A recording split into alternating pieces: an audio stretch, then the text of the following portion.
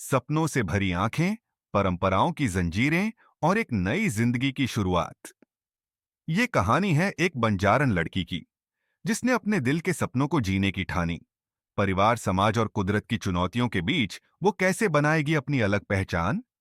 देखिए, एक साहसी बहू की अनसुनी दास्तान, बंजारन बहू, सिर्फ इंस्पिरा चैनल पर। कमला एक बहुत स्वार्थी महिला है।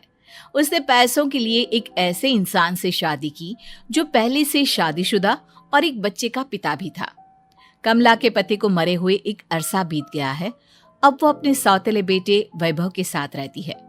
वैभव के दिल में अपनी माँ को लेकर इतना डर है कि वो अपनी माँ के सामने एक शब्द नहीं बोल पाता। उसकी माँ जो कहती है उसको सर झुकाकर वही मानना पड़ता है।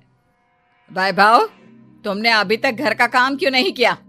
तुमसे कितनी बार कहा है कि सूरज निकलने से पहले तुम घर की साफ सफाई पूरी कर दिया करो।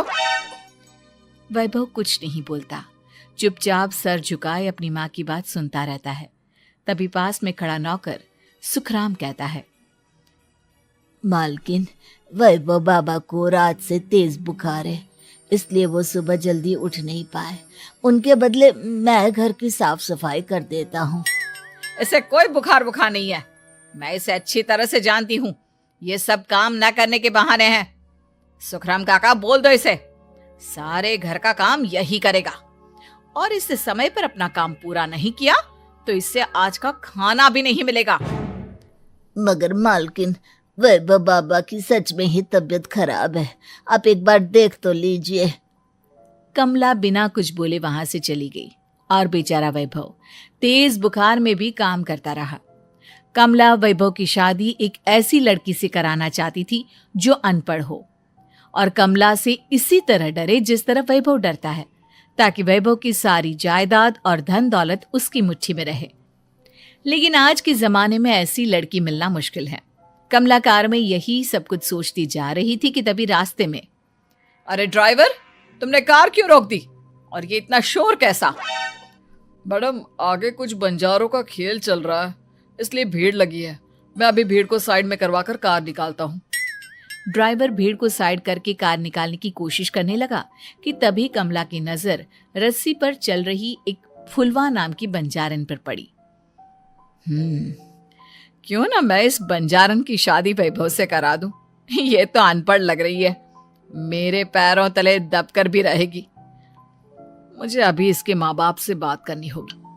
ये सोचकर कमला ने उन बंजारों से बात की और उन्हें शाम को अपने घर बुलाया। फुलवा के माता पिता वहां उसे लेकर आ गए। उन्होंने इतना आलीशान घर पहले कभी नहीं देखा था।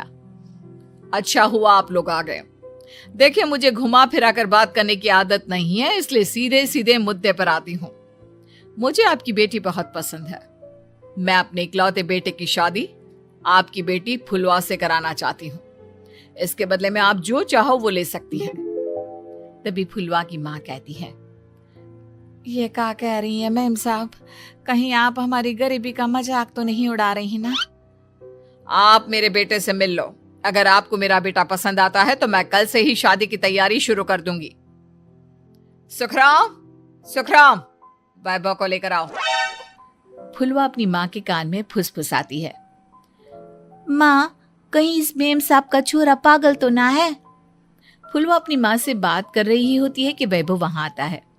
फुलवा उसे देखती ही रह जाती है और उसके माता पिता उसकी शादी तय कर देते हैं।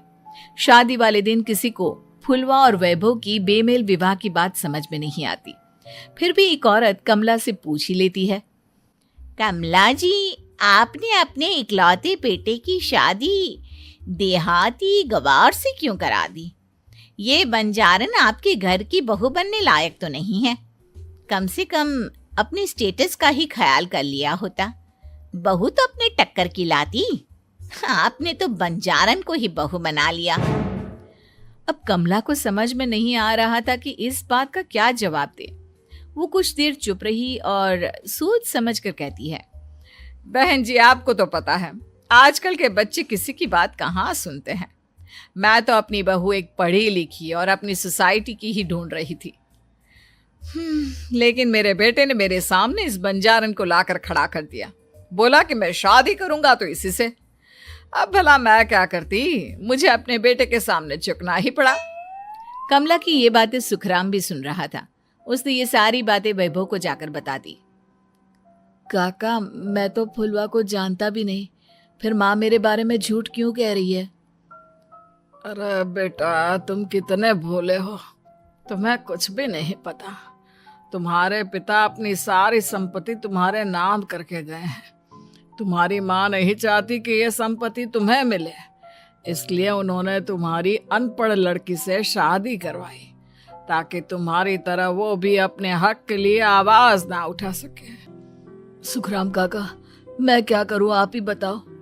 माँ के सामने आते ही मेरे हाथ पैर कांपने लगते हैं। मैं माँ को कुछ भी नहीं कह पाता। वे दोनों बात कर ही रहे थे कि अचानक कमला वहां आ गई। कमला को देखकर दोनों घबरा गए। तुम दोनों फिर कभी बातें कर लेना, अभी फेरों का समय हो गया है, चलो जल्दी आओ।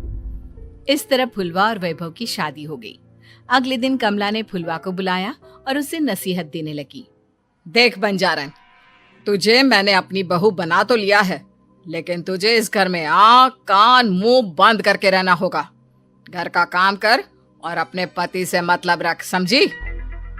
कमला का ऐसा रवैया फुलवा को बिल्कुल समझ में नहीं आया। उसने वैभव से इस बारे में बात की। सुनिए ना, माँ जी ने जिस तरह मुझसे बात की मुझे अच्छा नहीं लगा। शादी से पहले तो वो मुझसे बहुत अच्छे से बात कर रही थी, लेकिन शादी के बाद उन्हें क्या हो गया? तुम ज्यादा मत सोचो, जैसा माँ कहती है वैसा ही करो। ये कहकर वैभव वहां से चला गया। अगले दिन वैभव को घर के नौकरों की तरह काम करता देख फुलवा को बहुत हैरानी हुई। फुलवा ने इस बारे में सुखराम काका से बात की तो सुखराम काका ने फुलवा को सारी बात बता दी। अब फुलवा को समझ में आ गया कि उसकी सास ने एक बंजारन को बहू क्यों बनाया। एक दिन वैभव घर का काम कर रहा था, तभी उससे कांच की प्लेट टूट गई। किसने गिराई ये कांच की प्लेट? वैभव को वहां खड़ा देख कमला ने छड़ी से उसे मारना शुरू कर दिया। उसके पैर में कांच चुभ गया और खून बहने लगा, लेकिन फिर भी कमला उसे मारे जा रही थी। ये देखकर फुलवा ने कमला के हाथ से छड़ी छीन ली और तोड़कर फेंक दी। बंजारन, तेरी इतनी हिम्मत, तूने मेरे हाथ से छड़ी छीनी? कमला फुलवा को थप्पड़ मारने ही वाली थी कि फुलवा उसका हाथ पकड़ लेती है। ओ सस माँ, मैंने मॉम की गुड़िया ना समझ लियो। बंजारन हो बंजारन, ईंट का जवाब पत्थर से देना जानती हूँ। आज के बाद मेरे या वैभव जी के ऊपर हाथ उठाने की सोचियो भी ना, समझी ससु माँ? ये कहकर फुलवा वैभव को लेकर वहां से चली गई। उसने वैभव के पैर पर पट्टी बांधी, उसके आंसू पोंछे। वैभव ने पहली बार किसी के दिल में अपने लिए इतना प्यार महसूस किया। अब फुलवा वैभव का हर काम में हाथ बटाती, उसका बहुत ख्याल रखती।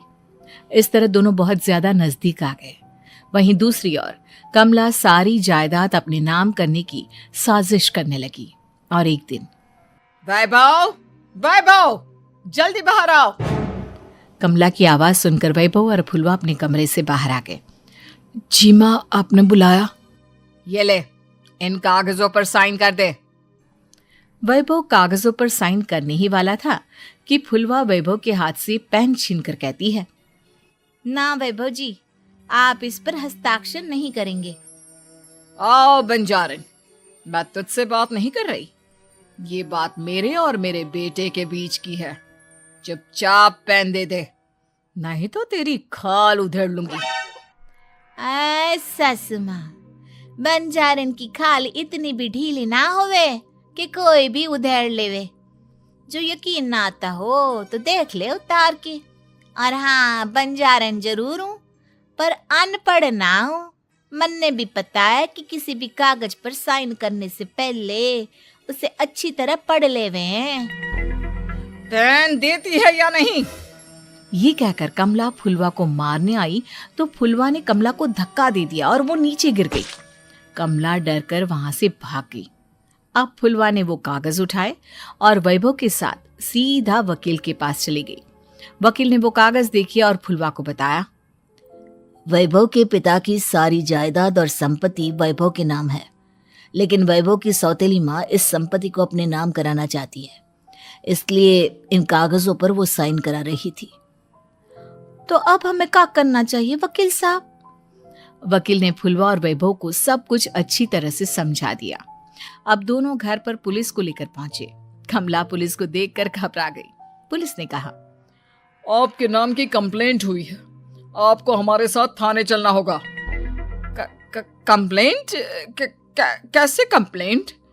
आप अपने सौतेले बेटे पर बहुत अत्याचार करती हो, धोखे से सारी जायदाद अपने नाम करा रही थी।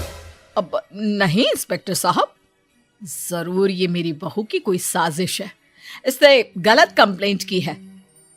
मैडम, शिकायत आपकी बहू ने नहीं बल्कि आपके बेटे वैभव ने की है। कमला वैभव का नाम सुनकर दंग रह गई। जिस बेटे ने कभी उसके सामने सर नहीं उठाया था, आज वही बेटा उसके सामने पुलिस को लिए आया है। वैभव, तुम्हारी इतनी हिम्मत कि तुम पुलिस को ले आए? हाँ माँ, मैं लाया हूँ पुलिस को, और मेरे अंदर इतनी हिम्मत कभी ना आती अगर फुलवा मेरा साथ ना देती। आपने बंजारन बहू को लाकर अपने ही पैर पर कुल्हाड़ी मारी है माँ। मैडम, अब की बात खत्म हो गई हो तो चलो हमारे साथ। वैभव, मुझे माफ कर दो, मुझे थाने मत भेजो। आज के बाद मैं तुम्हें कभी नहीं मारूंगी, तुम्हें कभी परेशान नहीं करूंगी, मुझे माफ कर दो। वैभव अपनी कंप्लेंट वापस ले लेता है और पुलिस वहां से चली जाती है। वैभव अपनी सौतेली माँ से कहता है, मैंने पुलिस को वापस तो भेज दिया है, लेकिन मैं आपको माफ नहीं कर सकता। आपने बचपन से आज तक कभी मेरे सर पर हाथ नहीं रखा, हमेशा मुझे मारती रही, नौकरों की तरह बर्ताव करती रही। आप इस घर में नहीं रह सकती, चली जाइए यहां से। कमला घर छोड़कर चली गई और सड़क किनारे खड़ी होकर सोचने लगी, काश मैंने वैभव को माँ की तरह प्यार किया होता तो आज मैं इस तरह से बेसहारा ना हो जाती।